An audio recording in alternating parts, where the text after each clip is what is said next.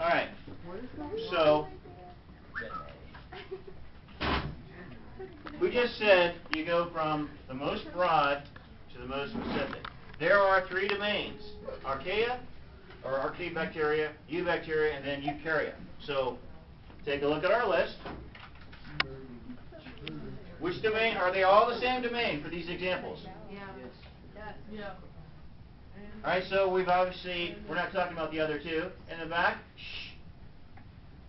All right, so within eukarya are four kingdoms: protists, fungi, plants, animals. So which ones have we eliminated?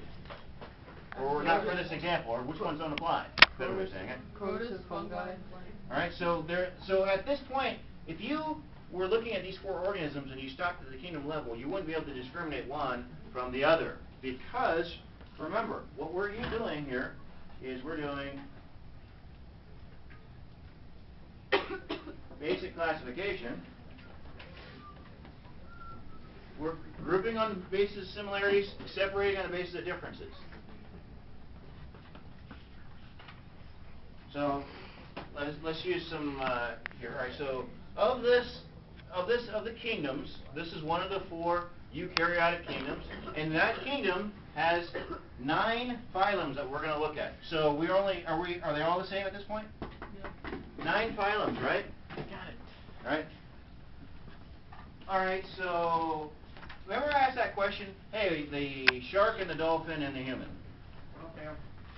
The shark, the dolphin, and the human, right? The shark and the dolphin look alike because, or have adapted, they've evolved because of convergence. However, the shark is a chordate, but it's not a mammal. It's something called chrondoichthyes.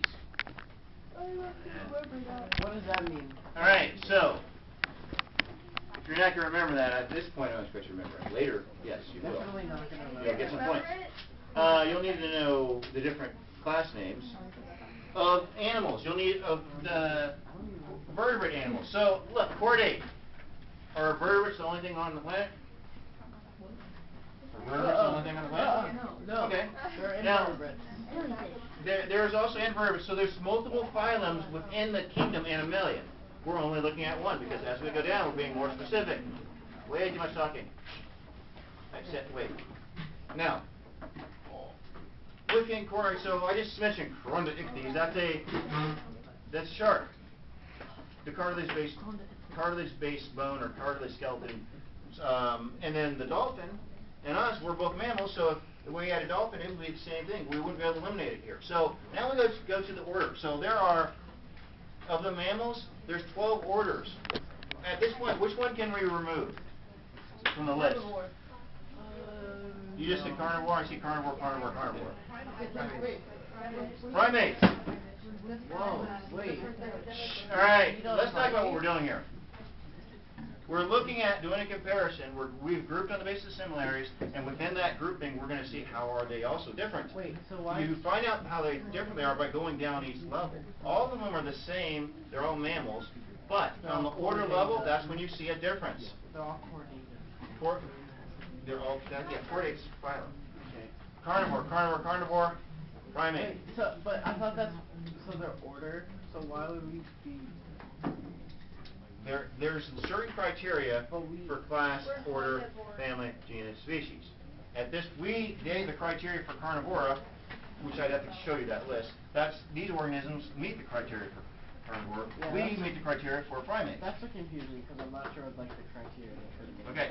Each one of these, so we said we group on the basis of similarities, we separate on the basis of difference. We group them together as all being eukarya. We group them together as all being Animalia. We group them together because they're all chordates. All right? And now I just mentioned if I put a shark here, at this point, the shark is not a mammal, it's something called chrondoichthyes. Or if I put an amphibian, all right, so amphibian wouldn't be here. A frog. Okay. A reptile wouldn't be here. Snake. All right, a bird wouldn't be here. Their class names are different. The bird would be like aviary. Aves. What about penguin? Penguin is a bird. Okay, so let's go down here. All right, so the human, so we pull the human out here. Then we get to here.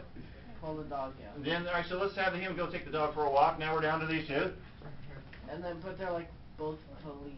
They're both the same So on the subject. genus level, so these are more closely related than these two. All right, now for yeah, dog, that makes sense because Canis of wolf. familiaris. The wolf is called Canis lupus. Yeah, because lupus in Latin means wolf. Right. So. Yes, because he was a werewolf. Okay, we're not going to talk about werewolves now. Let's talk about this. And lupa Right. is she-wolf. Now, if you like this, look at this. So a lot of times the species names are very specific to the person who named it. All right, like familiaris, family dog. All right. Felis domesticated, domesticated cat. All right. Now, that's what we do. We group on the basis of similarities, we separate, and we don't just come up with arbitrary ways of doing it. We use these. So you're saying, well, I don't understand how they're in those different groupings. These are some of the things that they do that. Reproductive potential will be one. All right? Chromosomes and genes. And that, all right, all of our characteristics of our evidence of evolution are pretty much the same list. All right, so now we want to talk about dichotomous keys. And we're going to classify the class. Hey, Joey. Yay, I want a classifier.